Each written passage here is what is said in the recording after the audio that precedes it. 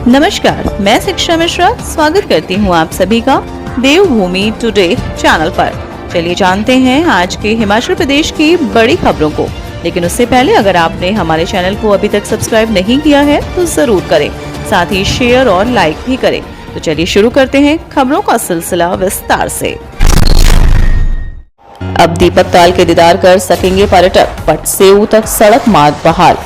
समुद्र तल से 3750 मीटर की ऊंचाई पर स्थित लाहौल घाटी के दीपक ताल झील पर्यटकों के लिए बहाल हो गई है। मनाली और लाहौल की वादियों में सैर सपाटे को पहुंचे पर्यटक अब दीपक ताल का भी दीदार कर सकेंगे। लाहौल प्रशासन ने दारचा से आगे पटसेऊ तक की सड़क यातायात के लिए बहाल कर दी है। हालांकि इस मार्ग पर सफर के लिए समय सारणी निर्धारित की गई है। सुबह 9 से दोपहर 3 बजे तक ही पर्यटक दीपक ताल की ओर आ जा सकेंगे। दीपक ताल मनाली लेह राजमार्ग पर स्थित एक छोटी सी झील है जो जिस्पा से 20 किलोमीटर और केलांग से 43 किलोमीटर की दूरी पर स्थित है।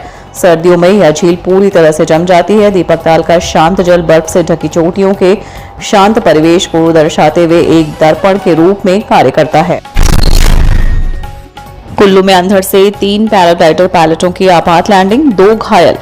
हिमाचल प्रदेश में ऑरेंज अलर्ट के बीच शनिवार को कुल्लू में अंधड़ चलने से 3 पैराग्लाइडर पायलटों की आपात लैंडिंग हुई। पेड़ से अटकने से पायलट व एक व्यक्ति घायल भी हो गए। तीन में मुख्य संसदीय सचिव ऊर्जा सुंदर सिंह ठाकुर के साथ निरीक्षण करने गए बिजली बोर्ड के अधिशासी अभियंता पेड़ गिरने से चोटिल हो गए। रोहतांग टनल में शनिवार को हल्की बर्फबारी हुई। राजधानी शिमला सहित प्रदेश के अन्य क्षेत्रों में दिन भर धूप खिली रही। मौसम विज्ञान केंद्र शिमला ने रविवार और सोमवार को प्रदेश में बारिश और ओलावृष्टि का येलो अलर्ट जारी किया है। 9 मई से प्रदेश में मौसम साफ रहने का पूर्वानुमान है। रोहित ठाकुर बोले, प्रदेश के सभी प्राथमिक स्कूलों में उपलब्ध होगी स्मार्ट क्लासरूम की सुविधा। शिक्षा मंत्री रोहित ठाकुर ने शनिवार को केंद्रीय प्राथमिक पाठशाला लालपानी स्कूल सभागार में हुए कार्यक्रम में प्रदेश के 365 केंद्रीय प्राथमिक पाठशालाओं के लिए CRC-ICT सुविधा का शुभारंभ किया। उन्होंने कहा कि प्रदेश के सभी प्राथमिक स्कूलों में स्मार्ट क्लासरूम की सुविधा उपलब्ध करवाएगी। इस सत्र 2023-24 के अंत तक 1241 प्राथमिक पाठशालाओं में स्मार्ट क्लासरूम की सुविधा उपलब्ध करवाई जाएगी। 861 केंद्रीय प्राथमिक पाठशालाओं में स्मार्ट क्लासरूम की सुविधा उपलब्ध करवा दी है। उन्होंने कहा कि सरकार डिजिटल शिक्षा के माध्यम से हर स्कूल में गुणवत्तापूर्ण शिक्षा देगी। सभी 2102 केंद्रीय प्राथमिक स्कूलों में स्मार्ट क्लासरूम बनाए जाएंगे। विशेष मौके के लिए परीक्षा फॉर्म भरने की तिथि 15 मई तक बढ़ी। हिमाचल प्रदेश विश्वविद्यालय ने BCA सत्र 2013-14 के छात्र छात्राओं को डिग्री पूरी करने को दिए गए परीक्षा देने के विशेष मौके में परीक्षा फॉर्म भरने की अंतिम तिथि को 15 मई तक बढ़ा दिया है। विश्वविद्यालय ने MBBS के अनुपूरक परीक्षाओं के लिए परीक्षा फॉर्म भरने की 13 मई अंतिम तिथि तय की है। शिमला हिमाचल प्रदेश विश्वविद्यालय ने BSc नर्सिंग बेसिक की परीक्षा के जारी शेड्यूल में बदलाव किया है। इसकी विस्तृत जानकारी विश्वविद्यालय की वेबसाइट पर उपलब्ध कराई जाएगी। वहीं MPEd MA फिजिकल एजुकेशन प्रथम सेमेस्टर की 9 मई को तय परीक्षा की तिथि बदलकर 19 मई तय की गई है। इस संबंध में वेबसाइट पर छात्रों के लिए जानकारी उपलब्ध करवाई गई है। गोविंद ठाकुर बोले, नगर निगम शिमला के चुनाव में हुई लोकतंत्र की हत्या। भाजपा के वरिष्ठ नेता एवं पूर्व मंत्री गोविंद ठाकुर ने कहा कि शिमला नगर निगम चुनाव में लोकतंत्र की हत्या की गई है। जब चुनाव शुरू हुए थे तब लगभग 73,000 मतदाता शिमला नगर निगम की सूची में सूचीबद्ध थे। उसके बाद यह बढ़कर लगभग 93,000 हो गए। इसके मुताबिक कांग्रेस पार्टी में नगर निगम चुनाव लड़ने के लिए लगभग 20,000 वोट बढ़ाए गए। इन वोटों की तादाद बढ़ने से नगर निगम चुनाव के परिणामों पर निश्चित रूप से प्रभाव पड़ा है। उन्होंने कहा कि मुख्यमंत्री सुखविंदर सिंह सुक्खू हाल ही में विधानसभा का चुनाव लड़े हैं और उसके बाद उन्होंने नगर निगम शिमला में अपना वोट शिफ्ट कर लिया। शांता बोले, वोट के लिए कांग्रेस आज जाति आधारित गणना का समर्थन कर रही। हिमाचल के पूर्व मुख्यमंत्री शांता कुमार ने कहा कि पटना उच्च न्यायालय बधाई का पात्र है, जिसने बिहार सरकार की ओर से जाति आधारित जनगणना पर रोक लगा दी है। जाति आधारित जनगणना एक महाअपराध है। भारत में हजारों जातियां और लाखों उपजातियां हैं। इससे पूरा देश लाखों जातियों में बढ़ जाएगा। उन्होंने कहा कि 1857 के प्रथम स्वतंत्रता संग्राम के बाद अंग्रेज सरकार ने हमेशा के लिए भारत को गुलाम रखने के लिए 2 नीतियां बनाई थीं, हिंदू मुसलमान को लड़ाना और जातियों के आधार पर समाज को बांटना। 1931 में अंग्रेज सरकार ने इसी उद्देश्य से जाति आधारित जनगणना करने का निर्णय किया, लेकिन महात्मा गांधी के नेतृत्व में पूरे देश ने इसका विरोध किया। अंग्रेज सरकार वह जनगणना नहीं करवा सकी, लेकिन अंग्रेज सरकार हिंदू मुसलमान को बांटने में सफल हुई और 1947 को भारत का बंटवारा हुआ।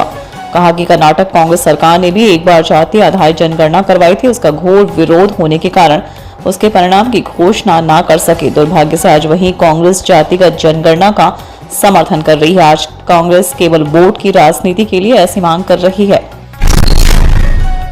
शहीद प्रमोद को हजारों नम आंखों ने दी अंतिम विदाई, पिता व भाई ने दी मुखाग्नि। जम्मू कश्मीर के राजौरी में गत शुक्रवार आतंकियों के आईईडी धमाके में शहीद हुए हिमाचल प्रदेश के सिरमौर के शिलाई गांव के प्रमोद नेगी को हजारों नम आंखों ने शनिवार को अंतिम विदाई दी। राजकीय व सैन्य सम्मान के साथ शहीद का अंतिम संस्कार किया गया।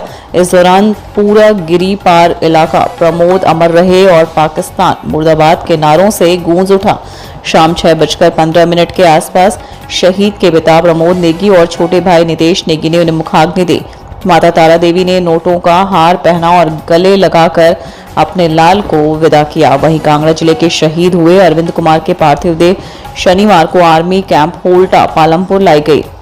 पार्थिव देह आज रविवार को परिजनों को सौंपी जाएगी। वहीं न्यूगल खड्ड के बल्हा स्थित शमशान घाट पर रविवार को सैन्य और राजकीय सम्मान के साथ शहीद का अंतिम संस्कार किया जाएगा। सुबह 7:30 बजे सेना के वाहन से पार्थिव देह मरहू के सूरी चट्टियाला गांव लाई जाए।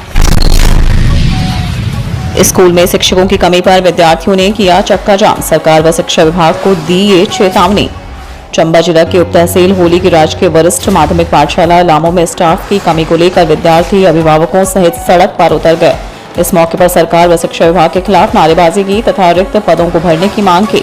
स्कूल में प्रधानाचार्य समेत टीजीटी का एक नॉन मेडिकल कला अध्यापक, एक पीईटी, एक प्रवक्ता के 5 पद तथा लिपिक के 1 पद समेत कुल 10 पद रिक्त हैं, जिससे विद्यार्थियों की पढ़ाई प्रभावित हो रही है। मौजूदा समय में स्कूल में करीब 200 से अधिक विद्यार्थी शिक्षा ग्रहण कर रहे हैं। इससे पूर्व अभिभावकों ने स्टाफ की कमी को पूरा करने के लिए कई बार मांग की, लेकिन अनदेखी से नाराज विद्यार्थी सड़क पर उतरने को विवश हुए। इस दौरान काफी समय तक वाहनों की आवाजाही भी बंद रही। सुखविंदर सिंह सुक्खू ने कहा, हस्तशिल्प उत्पादों को प्रोत्साहन देने के लिए तैयार होगी विपणन रणनीति। प्रदेश के हस्तशिल्प उत्पादों में हिमक्राफ्ट वैश्विक स्तर पर पहचान देगा। मुख्यमंत्री सुखविंदर सिंह ने जारी बयान में कहा कि राज्य सरकार प्रदेश के हस्तशिल्प तथा हथकरघा उत्पादों को एक नए ब्रांड के रूप में वैश्विक बाजार में पहचान दिलाने तथा हिमक्राफ्ट को प्रोत्साहन प्रदान करने के लिए विपणन रणनीति विकसित करने पर विचार कर रही है। इससे राज्य तथा यहाँ के कारीगरों की आर्थिकी को सुदृढ़ करने में मदद मिलेगी। वर्तमान प्रदेश सरकार राज्य हस्तशिल्प एवं हथकरघा नियम समिति को एक नई पहचान प्रदान करने के लिए ठोस कदम उठा रही है, जिसके तहत राज्य के हथकरघा तथा हस्तशिल्प उत्पादों को अब हिमक्राफ्ट के ब्रांड नाम से जाना जाएगा। इस पहल से जहां कारीगरों को उनके हुनर के अनुसार उचित दाम मिलेंगे, वहीं प्रदेश की अर्थव्यवस्था को भी संबल मिलेगा। बैच वाइज भर्ती से रखे जाएंगे टीचर्स। विधानसभा क्षेत्र में प्राइवेट की तरह 2 इंग्लिश मीडियम स्कूल। शिक्षा मंत्री रोहित ठाकुर ने कहा कि हर चुनाव क्षेत्र में प्राइवेट स्कूलों की तर्ज पर 2 इंग्लिश मीडियम स्कूल शुरू किए जाने हैं। शिक्षकों के नियुक्तिकरण पर उन्होंने कहा कि ऐसे स्कूल जहां बच्चों की अपेक्षा शिक्षकों की संख्या कम है, वहां पर स्टाफ की कमी को पूरा किया जाएगा। प्रदेश सरकार जल्द ही इस दिशा में काम करने जा रही है। इसमें सबसे पहले सिंगल टीचर्स स्कूल और बिना शिक्षकों वाले स्कूलों में बैच वाइज आधार पर खाली पद भरे जाएंगे। स्मार्ट कक्षाओं को लेकर कहा कि हायर एजुकेशन की तर्ज पर प्राइमरी स्कूलों में इसे शुरू किया जाएगा। शिक्षा मंत्री रोहित ठाकुर लाल पानी में समग्र शिक्षा विभाग के कार्यक्रम में बतौर मुख्य अतिथि बोल रहे थे। तो ये थी आज के हिमाचल प्रदेश की प्रमुख खबरें। अगर वीडियो आपको पसंद आई हो तो लाइक, शेयर और सब्सक्राइब जरूर करें। धन्यवाद।